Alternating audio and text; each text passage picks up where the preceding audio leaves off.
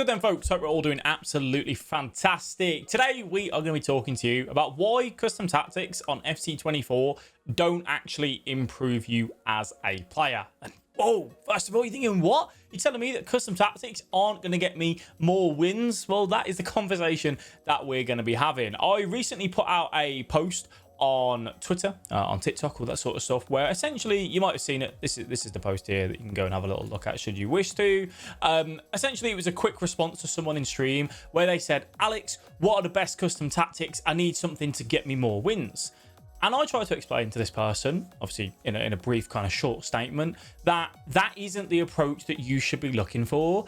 And I'm saying this to the majority of the audience that are probably somewhere from 14 wins and below in champs. Maybe you're not even in champs altogether. And the reason why I say that isn't the question that you should be asking is because, in all honesty, tactics mean absolutely nothing when 90%, 70%, even 50% of your gameplay is flawed. And what do I actually mean by that? You make common mistakes by pulling your fullback up, you miss some of your tackles, your ball retention's terrible, you turn the ball over every time you get into the middle of the park, you can't execute on attacking patterns, you don't understand how to right stick switch, you can't be composed when you're front of goal, and kind of the list is completely endless. It just goes all that way, right? It's like you are trying to look for a formula when just everything is so wrong with what's already happening on that game for you. So that's kind of the conversation that I put out there.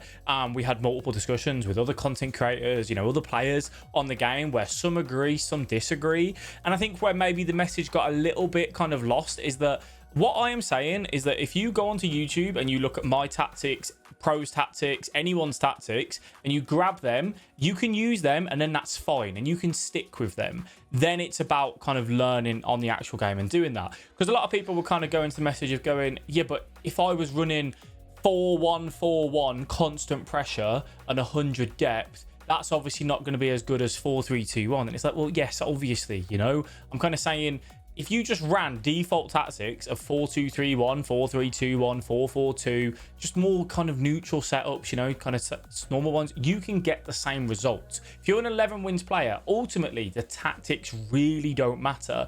Yes, you may get some placebos where one weekend you get 12 or 13 wins because you use this tactic or that tactic. But the message that I really kind of wanted to get across is that it's like wanting six-pack abs and wanting the quick solution. That's what is really popular, isn't it? I want to lose weight. How's the quickest way for me to lose weight? I want to get more wins in FC. Tactics is what's going to get me more wins. And can it help? Yeah, of course, in certain scenarios. But what I want people to be focusing on is, what can you actually do in the game to become a better player?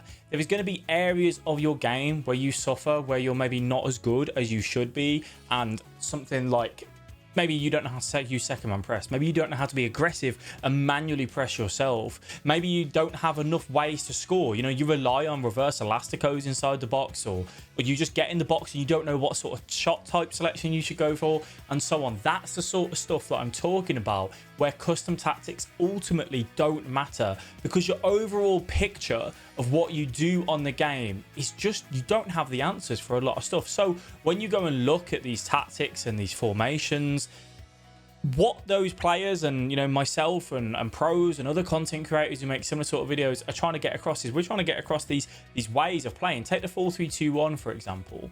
You have to use one of your fullbacks on that overlap, because that's where you get your width and that's where you can really look to exploit the opponent.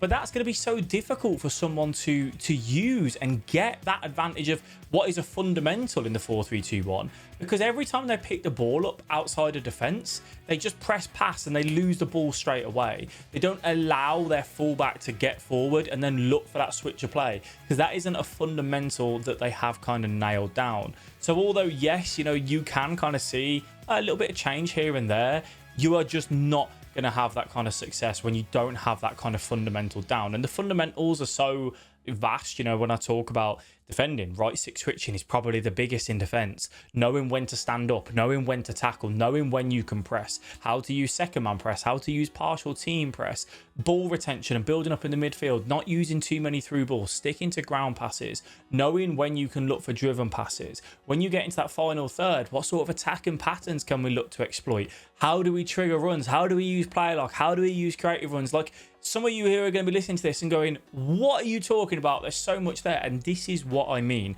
When I started playing on FIFA 18 and I was a Gold 3, Gold 2 player, I was really bad. It took me months and months and months to get good at right stick switching. That was something that I really put a lot of focus onto. And it's something that I constantly have to keep going back and work on it because it's not perfected. But once I learned that and then I, got better with the ball at my feet and my composure was better, that's when kind of tactics and finding what works for you comes into it. And there was conversations as well on Twitter that was talking about, yeah, but everyone has certain formations and tactics that suit their playstyles, and that absolutely is 100% the truth, right?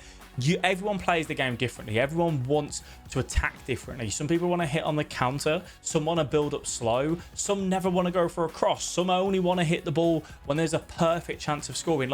However you play the game is how you play the game. Finding those tactics that suit you obviously is going to be, a big part to that. If you look to hit on the counter a lot and you run slow build up, that's not going to be very good for you. So yes, that conversation is there to be had. But the reason kind of why the message was there is that if we go and look on YouTube, and it's me myself, it's what makes me, my money essentially here on YouTube, is the tactics ones are the ones that do so well. Because what I find from the people that I've coached, and I've coached hundreds of students, what they tend to think is, okay, I played weekend league, I had a bad weekend, it was because of this tactic. I was using the 4-3-2-1 and everyone was pressing me like mad and I didn't know how to deal with it.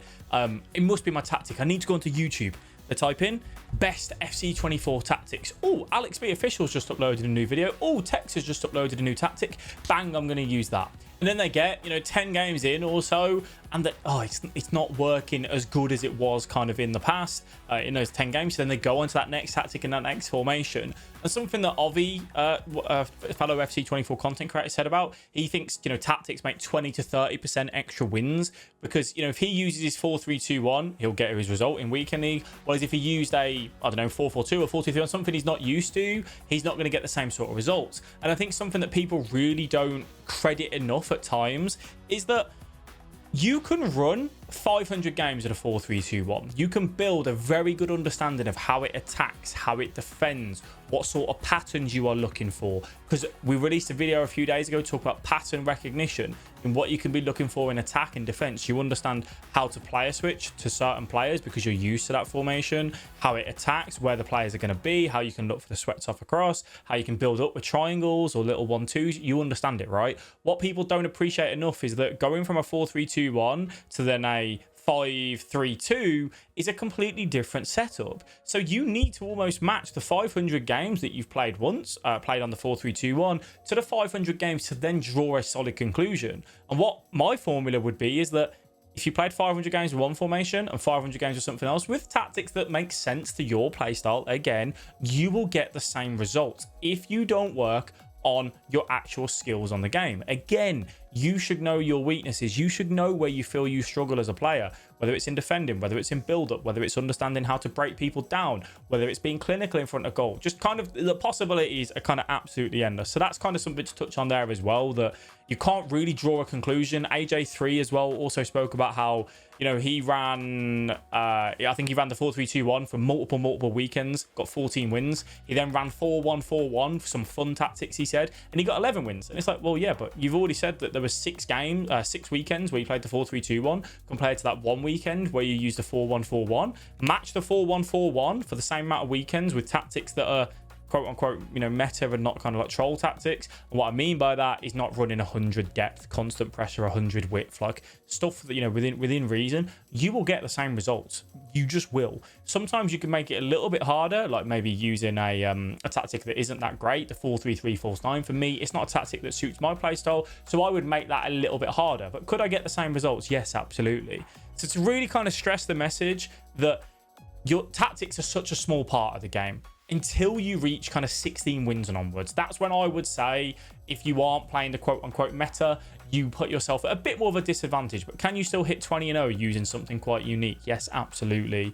But when you get to 16 wins and above and you understand the game at more of a core level and what the opponent's trying to do and what you're trying to do, that's where I kind of think tactics start to play their element. All right. And then obviously on the pro level, tactics and instructions and formations and pattern recognition and what they're trying to do and how they're trying to attack is massive. That's where it completely shifts for me. So point of the message.